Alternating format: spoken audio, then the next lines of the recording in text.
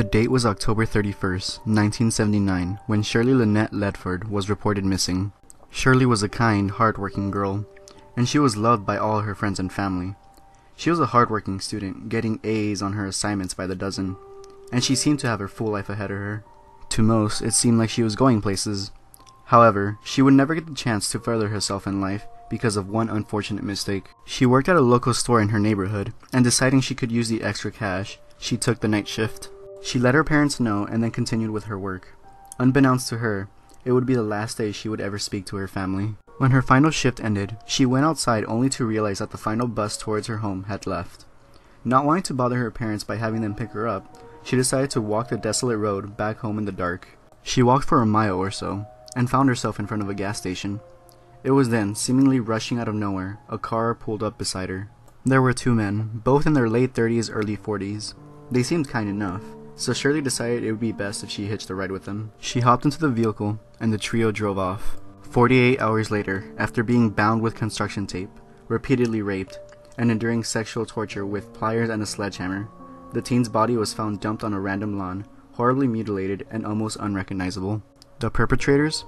Lawrence Sigmund Bittaker and Roy Lewis Norris, the two seemingly nice men that picked her up, otherwise known as the Toolbox Killers. As a quick intermission, we've explored different serial killers up to this point, mainly Jeffrey Dahmer, Ed Gein, and John Wayne Gacy. All interesting case files, but all of them were more of a solo act rather than a team. When researching which serial killer to do next, I thought it'd be interesting if we took a look at a pair of serial killers for a change, as opposed to just the one. There are other teams of serial killers, of course, but these two, Lawrence Sigmund Bittaker and Roy Lewis Norris, really sparked some interest in me, and I figured they'd be an interesting case study. Regardless, I digress. Lawrence Sigmund Bittaker was born in Pittsburgh, Pennsylvania on September 27, 1940, where he was quickly placed into adoption at birth. After placed in the orphanage, Bittaker was promptly adopted by a loving couple, Mr. and Mrs. Bittaker. Most would agree there wasn't much significance to his childhood, as he didn't display any kind of erratic or troublesome behaviors. In fact, the only thing worth pointing out was because his father, George Bittaker, worked at aircraft factories, it forced the family to move all around the United States, and they ultimately settled down in California. Because of the constant moving, Bittaker became reclusive and kept to himself in his teen years. On an added note, Bittaker was pretty smart. Genius levels, one could even say. However, despite having an IQ of 138, an IQ of which only 1 out of 177 people have, he dropped out of high school. It's then his life began heading downhill. At the age of 17, he had already been arrested on several occasions for petty crimes. It would be only a matter of time that he would be sentenced to 2 years in a correctional institute for a car theft, evading arrest, and escaping the scene of a hit and run. Unfortunately for Bittaker, only days after his end of his sentence at the California Youth Authority, the FBI would arrest him again. This time, the arrest being for the violation of the Interstate Motor Vehicle Theft Act, a U.S. federal law enacted to obstruct the control of interstate trafficking of stolen vehicles. He would be sentenced for another 1.5 years, this time in a prison. While serving his time in a reformatory in Oklahoma, he was transferred over to a medical center in Missouri for good behavior. After only serving 6 months of his sentence, he was released. Nevertheless, he would be arrested yet again in 1960, this time for a robbery in Los Angeles. The following year, he would be sentenced to 15 years in prison.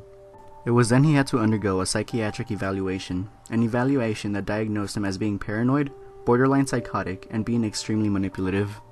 It would seem his manipulative nature would prove useful, because after only serving 3 years out of his 15, he was released again on good behavior.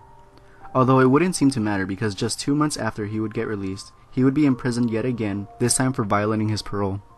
The next couple of years would see him getting arrested and then released for different crimes, his last sentence for stabbing a clerk in a parking lot of a grocery store. Once he was sent to prison at the California Men's Colony in San Luis Obispo. For the attempted murder, he would meet his new partner in crime, Roy Lewis Norris. Roy Lewis Norris was born in Greeley, Colorado, and like Bittaker, he didn't have a significant childhood, other than being sent to some correctional institutes for some school fights he got into in middle school. He would find himself joining the U.S. Navy at the age of 17, where he would spend most of his time in San Diego, California. Interestingly enough, he did spend 4 months in Vietnam, but never did battle there. While in the Navy, he would find himself unable to control his violent urges. On a cold November night in 1969, he stalked a motorist who refused to have sex with him. He followed her home and was then arrested for breaking and entering with the intention of rape. Fortunately, a police cruiser was nearby and put a stop to the situation before it could escalate. Appropriately, he was then discharged from the Navy because of psychological problems and a schizophrenic personality. While on bail, he was arrested once more because he nearly killed a female college student by bashing her head in with a rock. She survived, and because she did, he was only charged with an assault with a deadly weapon. Norris was quickly placed in a psychiatric institution, the Atascadero State Hospital, and was released 5 years later after being classified as no longer being a danger to others. Ironically, only 3 months later, he would strangle a woman to the point where she fell unconscious, and he proceeded to rape her. A month later, he would finally be identified as the perpetrator, and was convicted for the crime. He would serve his time at San Luis Obispo, where he met Bittaker. After some talk, the two realized they shared the same perverse fantasies. They made a pact that when they got out of prison, they would carry out these perverse fantasies of torturing, raping, and killing girls together.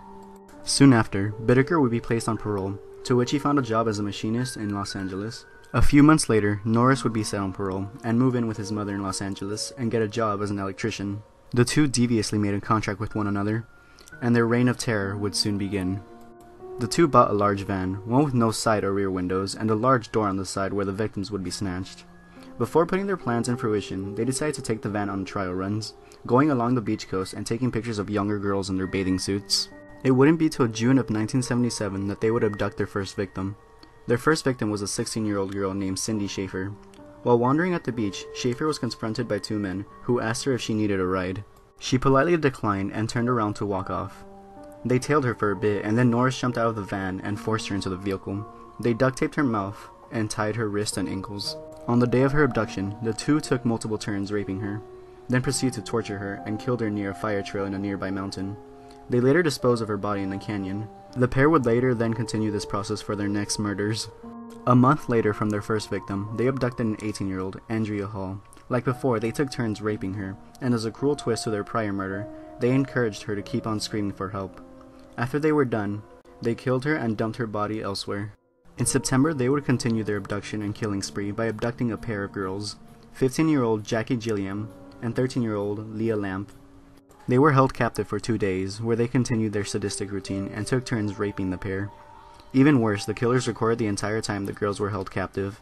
They recorded their distraught expressions, their screams, their tears, their torture, and murder. Their next victim would happen at the end of the month, where they would abduct Shirley Sanders. Sadly, she could not escape their rape, but managed to distract the two long enough to escape with her life. She contacted the police, but ultimately nothing came from her testimony, as she couldn't remember what the attackers looked like, or what the license plate number on the car was. Their final victim would be Shirley Lynette Ledford. After torturing and raping her, they simply dumped her body on a lawn in Hermosa Beach. It would be the press, as usual, to give the killers their name. They were given the name the Toolbox Killers because the injuries on the victims suggested that they were killed with ordinary instruments you would find in the average Joe's toolbox, to which the media would be right. The two killers tortured and killed their victims with practically anything they had in hand, such as a hammer, a wrench, a screwdriver, and even a drill. Although, initially the pair was called the Toolbox Killer because the media and police believed there was only a single criminal. The team of killers' downfall would be the result of a simple mistake on Norris's part. In October, Norris bragged to an old prison buddy, one Jim Dalton, about the murders. Dalton first passed off the stories as lies. That was until Ledford's body was discovered.